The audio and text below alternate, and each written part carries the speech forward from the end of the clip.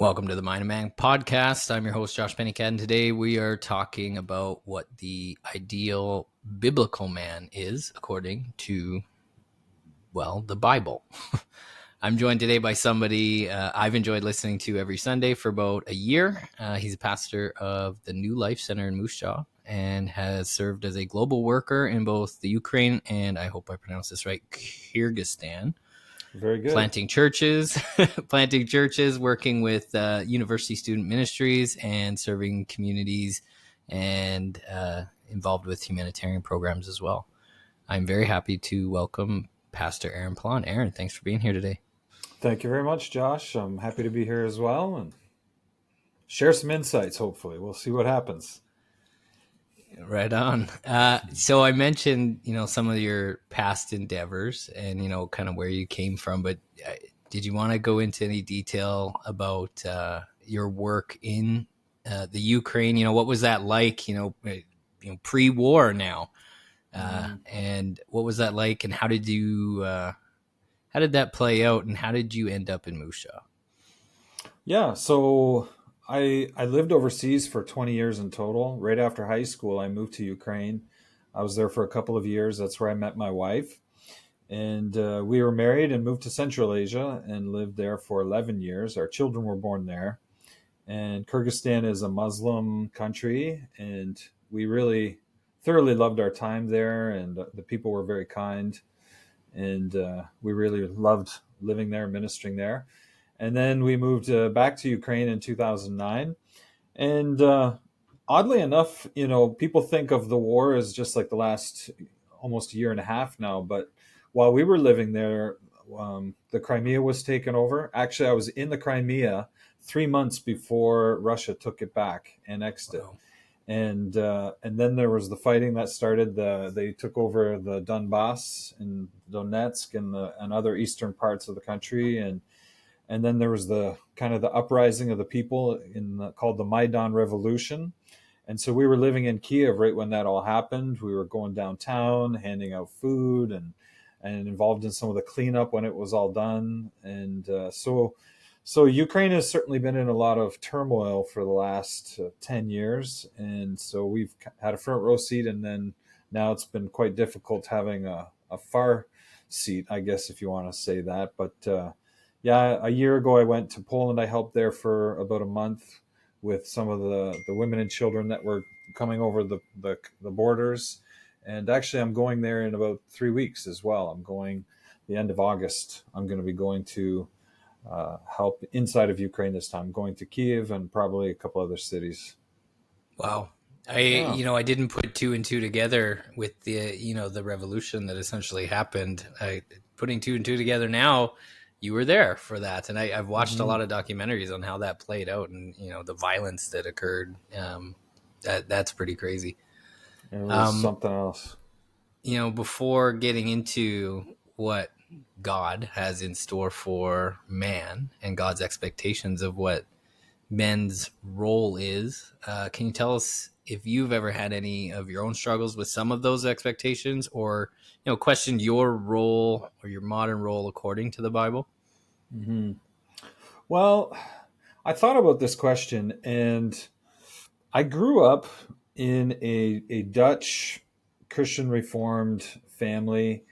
I have a large family. I have 5 or 6 sets of aunts and uncles on both sides of my parents' family. And I grew up with both of my grandparents on both sides. They married as sweethearts, late teens, and were married for 50 years. And then my parents, they were a nuclear family. And I think out of all my aunts and uncles, I only had one aunt who was divorced. And she was divorced before I could even remember. And so I just remember her being a single mom growing up. So I really grew up in a very close-knit family, very close to my grandparents, and very healthy family, I think, in some ways. And so the expectations on me as a husband were pretty clear. And what is a man, and my uncles, and we would go to family reunions, and there'd be the uncles hanging out, and us young guys would want to rub shoulders with them, and we had some cool uncles and some weird uncles, but there was still respect. And so I really can't say that that's been a struggle for me, I guess. I mean, in becoming a father, becoming a husband, it is a learning curve a little bit, and but it's never really been a huge struggle for me.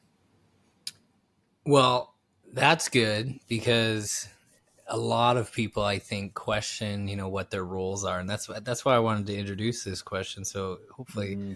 because you've had, less issues with that you can articulate to people, how you've done it, and going into the next question, with that, what exactly does the Bible say about man? So you mentioned like you've had a lot of good examples to follow. Good examples in the world doesn't necessarily translate to, well, what does the Bible say? What are we supposed to be doing? What does God expect? And so I guess that's the question. What is expected of man, and what is the man's role according to the Bible? Mm-hmm. Well, I'm a pastor, so I will pull a few verses from the Bible out here, and thinking about what God expects of man, or what a man's role is. I think that men as that specific gender has certain expectations from God, both I think in family and in society, and even within the church.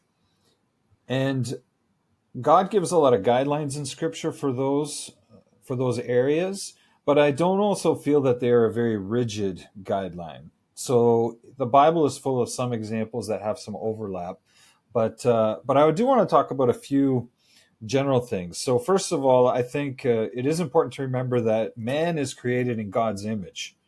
And so right off the bat, it's the first chapter in the Bible, Genesis 1:27. So God created mankind in his own image. And that's an important thing for us to remember, is that we are not just some created being walking around aimlessly, but we have a close connection to God. We're different than the animals that roam the earth. And we are created as spiritual beings as well.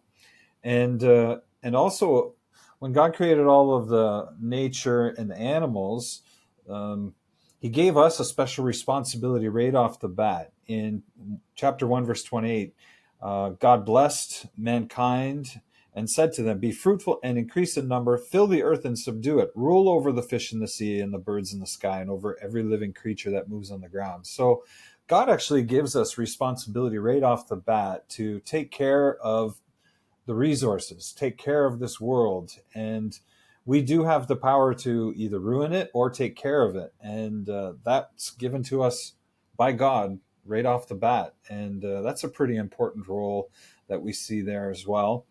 There is an expectation that God gives on us to work as well. In Genesis chapter 2, verse 15, this verse says, "The Lord God took the man and put him in the Garden of Eden to work it and take care of it." And later in chapter 2, he creates Eve, the first woman, and she was a helper to Adam. And so the two were gardeners. That was their first role. And, work is part of life. We are all intended to work. And even animals work and store food and search for food. And work is just kind of part of us. It's life, unfortunately. I There's like that you separated the examples there, because I was going to ask that question, because I don't know where the instructions to man occurred before or after Eve. So I'm glad you pointed that out, because it doesn't leave room for ambiguity or mm, interpretation. This was a direction to men and men alone. Thinking about some of those examples, is the rest of the Bible ambiguous? Is there differences in what is expected in the Old Testament versus the New Testament, or, maybe what certain letters of Paul say, or, what the Abrahamic tradition would have been versus, post Jesus, I guess. mm. Do those expectations change, and does it cause confusion for what is expected of the male role? Well, I think that the expectation of God is that man would continuously seek Him. not just live for ourselves, but understand that we were created in God's image and there is a higher being that is above us. And so Abraham was kind of the first person that is attributed to this faith. So his family was literally their trade was making idols, and they would sell them in the marketplace. And you just get this picture of this guy one day looking. He's like, "I make this thing on Friday, and I sell it in the bazaar on Saturday. This is not God." And he begins to think and ponder and pray and seek God, and God speaks to him and is pleased with him that he did that. And God says, "I want you to pack up and leave." And so he goes. And that starts a whole new line in God's relationship with mankind. And God reveals his plan for mankind and his plan for sin through that one man who took that initial step of faith. And obviously the fulfillment of that whole promise was in Jesus Christ. And it was Abraham's ancestor that came in time.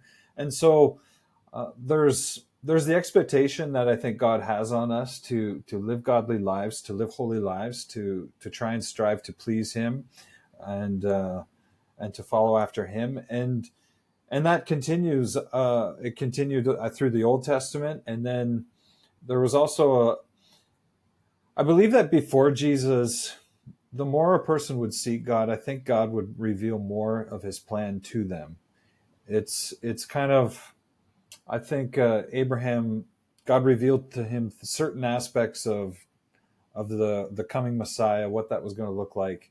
Then when Moses came through all of the tabernacle and the temple construction later on with King Solomon, King David, it was like an ever revealing picture of the coming Messiah. And then after Jesus, it was like, wow, this is actually what happened. Now the price for sin's been paid, and now all you have to do is look back to the cross and believe in Jesus. And so the New Testament doesn't really have as much of the initial defining of why is mankind here. It's more of the New Testament is a lot more just pointing back to Jesus. And then a lot of Paul's letters are instructions on how to live this Christian life. So Jesus came, okay, you believe in him, now what? And he kind of goes into more detail about family and how to live for God and what that looks like, and how to serve within the church, and different responsibilities within the church. So he goes into a lot of instruction on that, as well as a few of the other authors. It brings to mind one of the sermons that captured me. I think it was 6 months or so ago. It was about what is law in the Bible, and what is a commandment, and what does God want us to do. And I left there feeling enlightened, but at the same time, like ripping through my Bible, trying to figure out, what is the law? What is man's law? What is God's law? And, can that be applied, in what we're discussing today? Like, is there a law for man? Is there a should for man? Or is there suggestions from other men that have just written it into the Bible that aren't necessarily a commandment or what have you? Mm. Yeah, well, I think a lot of the moral code in society, whether we like it or not, they do come from the Ten Commandments. Even our laws of our land, thou shalt not kill, thou shalt not steal. And then the law goes into more detail, even on honoring your father and your mother, and worshiping the Lord your God only. And it does go, and then committing adultery. So it goes into issues of the heart, but it also goes into some civil law about how you are to live in society, how you are to live before God, and how you are to live before each other.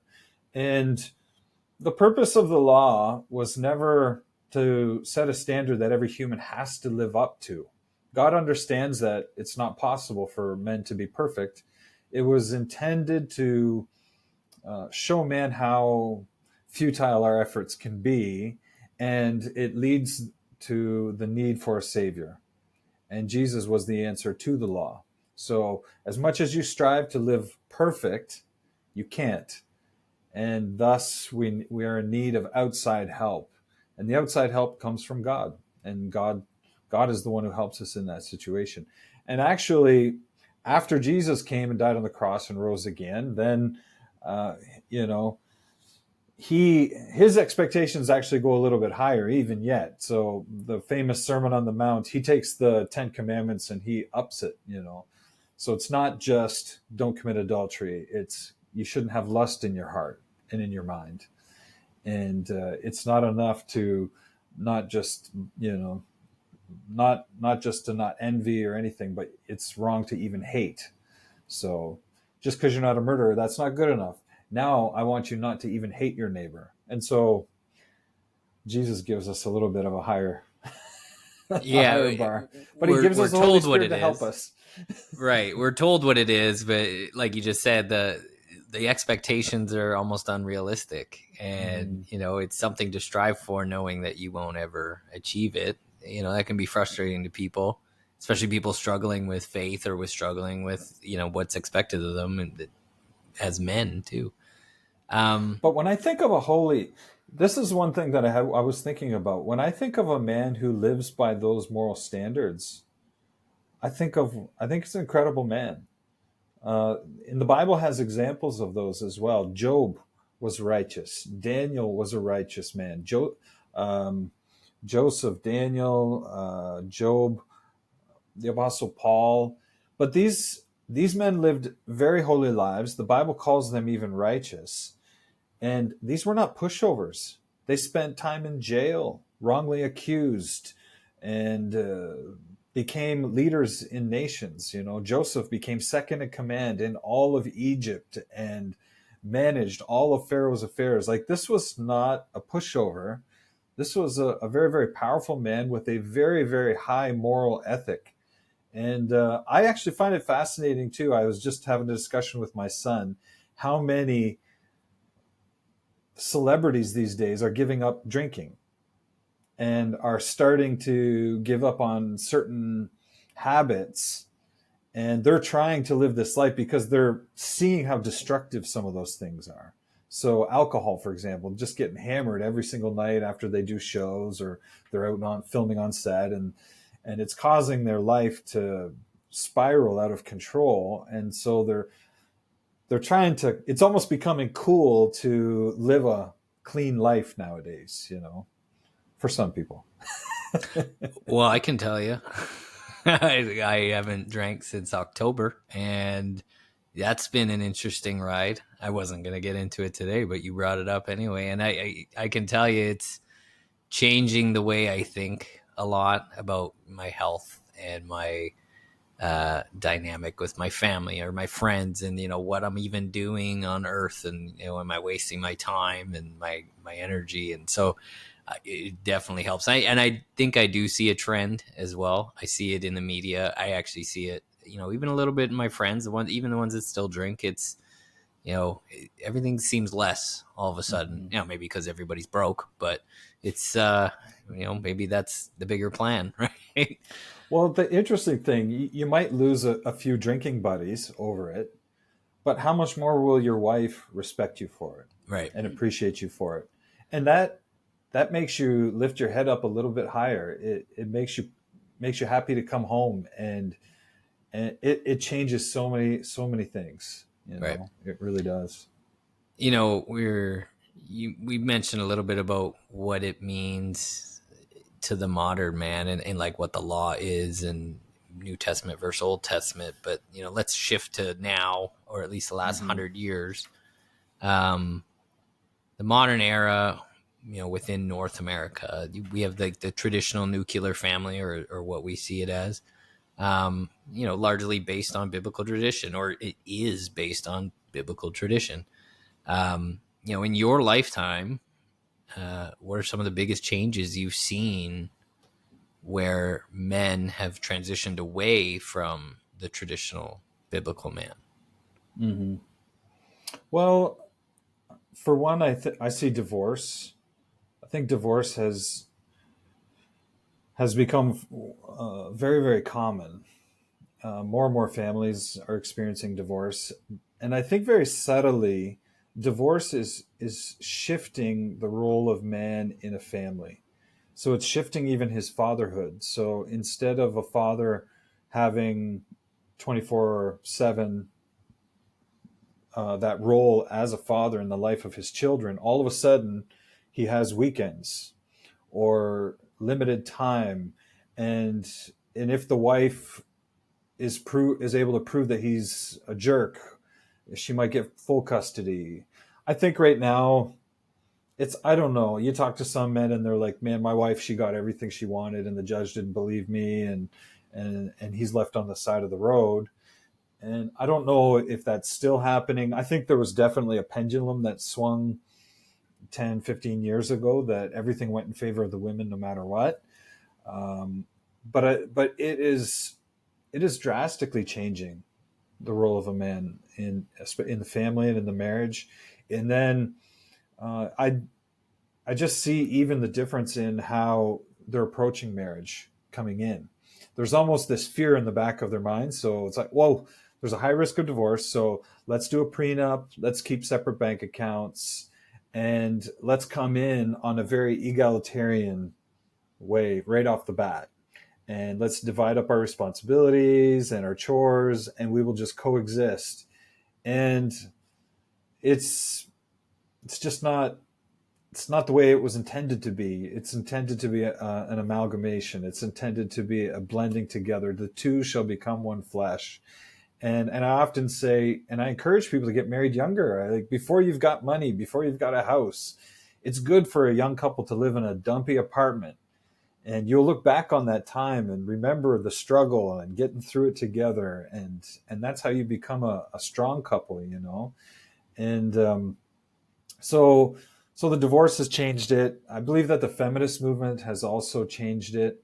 One thing that's come up that I find very fascinating is just this topic, these two words put together, toxic masculinity. Hmm. And it is so common, it is so accepted. And the reality is that there's some men out there that are just jerks, but it has nothing to do with masculinity.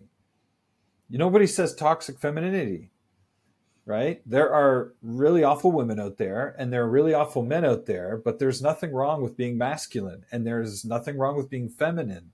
Actually, it's beautiful to be feminine. It's beautiful to be masculine. Those are good traits. And so even just how subtle it was that that term came out and it became so mainstream, it's almost like men are scared to be masculine. And that idea is being diminished as something bad or something negative. And so I think the feminist movement has had a little part of that, maybe extreme feminism more so. Um, but even the hyphenated name thing, I find Yeah. it fascinating because give it two generations, and these poor kids are going to be starting kindergarten with four last names hyphenated. So if Yep. two married together, and that's only two generations away, and then the whole F the patriarchy, right? So the T-shirts and everything. That's also this huge thing that's going out there, and oddly, like I can't even understand it because I had a healthy family and my grandparents, and that's just the way it's been for generations. I even have family trees that go back to like 15th century. So there's a lot, like people are throwing these things out the window, and looking at the Bible is really bad examples of it too. And there's a book in the one little book in the Old Testament. It's called Ruth. It's a beautiful book, and it's a love story about this woman Ruth who meets her husband named Boaz, but it comes through disaster. And this Jewish family flees to Moab because of a famine. While they're there, two sons marry two Moabite women. Then the husband dies, and the two sons die, and this lady Naomi is left with her two daughter-in-laws. She says, "Just go back to your families, remarry. I'm going back to Israel. God's abandoned me." The one leaves and the other goes with her, and her name is Ruth. And so she goes back, the two of them go back to Israel, and then she finds Boaz, and it's kind of a love story. They get married. But it's kind of fascinating for me, but it's actually the story of a matriarch. And Ruth and Boaz, they get married and they live under Naomi, who is the family head. She's the matriarch of the family. And they are included in the genealogy of Jesus Christ. So God is not this, male dominant, only only male dominating guys and patriarchy. Da, da, da. No, whatever happened, like life happens, disaster, whatever happens. Sometimes things change, and it's not the end of the world. And so I really see. I don't think maybe people understand that the Bible is or God is as flexible as He really is. That's a good And word for it. Yeah. yeah, these are guidelines, but there's grace. I'm glad you bring up the term toxic masculinity, because I think it's one of the reasons why I'm even doing this podcast, right? Because I talk with other men, and everybody is, you mentioned it, you hit the nail on the head. They're scared of like even saying something these days. They're scared of just being men Mm-hmm. and being blasted in the media or shamed or canceled or whatever it's called, right? And nobody knows what to do about it. And I think there's negative results that are going to come from that, and you Mm-hmm. will see the pendulum swing probably too far, into actual hardcore um masculine men probably portraying some of the worst traits of men, right? And you see it in the media now. Mm-hmm. um and the Well, other this thing you leads me mentioned. actually to my next. I have 4 points that I Okay, put go ahead. here, but I think that what you're saying is also what's happening. So because men aren't seeing a clear role that they have to step into, and maybe an uncertainty. Like honestly, I think men are even scared of entering into a relationship because of, okay, I'm not even sure what that's going to look like, and if I even want that. Well, And statistically, we aren't marrying or having kids, so well, we're exactly. there. You go. And so another concern, like I think another attack on man that's happening is because of his fear and things, men are falling more into these addicting habits. And so I listed three of them. I think that porn is a big issue, video games, and then food as well. I think there's other things that are out there, but those seem to be three of the really big ones. And so when men don't see kind of this role, they find something else, and it's this outlet for it. And for some reason, I think men are a lot more prone to that than women are. Not that women aren't. I mean, I'm overgeneralizing here, obviously, as we're doing a lot of, but men, they're definitely getting into these things, and it's causing them to avoid responsibility longer. And women aren't seeing the options out there, and we're staying isolated in separate camps, Yeah. and they're not. There's no interaction, and even dating. Like I talk to my children. My children are 21 and 22, and just the rules for dating and engaging with other sex, I find it kind of fascinating. I want to pull my hair out of my head sometimes. And They're all on their phones swiping well, right, you and got these rules, like for they text for everything, but when it comes to actually asking out on a date, you have to do it kind of in person. And there's a lot of I don't know, those are the roles of it's men nobody understands. it's very different. It's very, very different, But so those are just some things, and women are staying single longer, and oddly enough, I think women's standards are going up as well. So more women are going to university, and all of a sudden they want to have a man who's professional, who's this, who's this, who's this, who's this, and all of a sudden guys are thinking, well, I don't quite measure up to that, and yeah, so women are getting married later, and it's causing all kinds of interesting things in society. I Right. mean, statistically, women are having their first children at like 32, 33 right now. If you look at Canada's birth rate, our socioeconomic problems are going to be exacerbated by things like this in the next 20 years. Birth rates, marriage rates, and divorce rates, We're not having Mm-hmm. kids fast enough. We're not staying together, and the boomers are all retiring. Mm-hmm. It's going to cause major. So just to kind of summarize, the 3 or 4 questions in general that we've gone over, like we have, God's law and commandments for men, a lot of which you mentioned can be found in Genesis, but the commandments themselves, they're pretty clear for what men are supposed to do. And I especially like how at the start where you specified what God commanded Adam to do as a man before Eve was even there.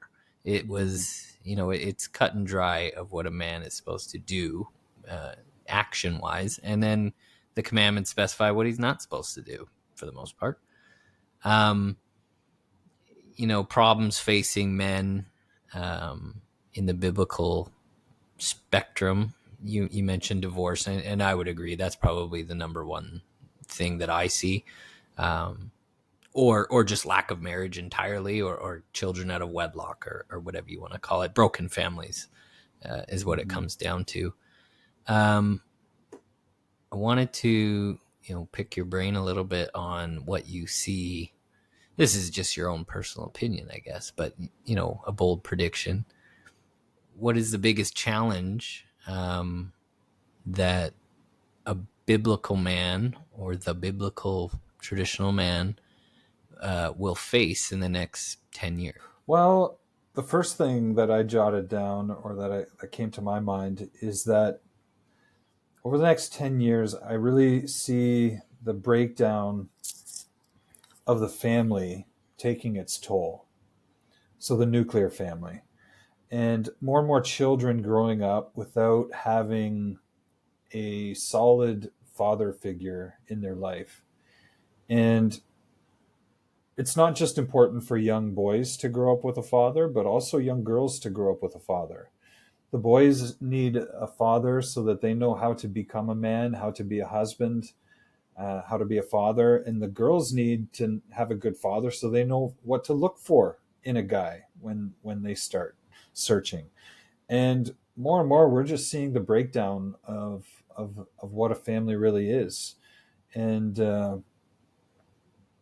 and I want to see more men work harder to keep their families together, and to I think oftentimes we overlook how important it is for men to be good husbands when it comes to simply the family.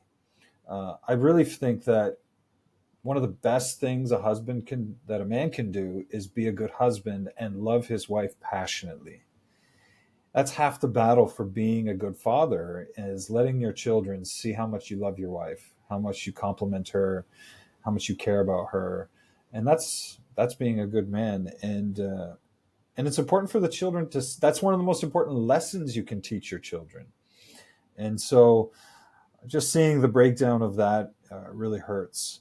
I think another big challenge in the next 10 years is where men are going to speak up, where they are going to show up, and when it might come time to protest.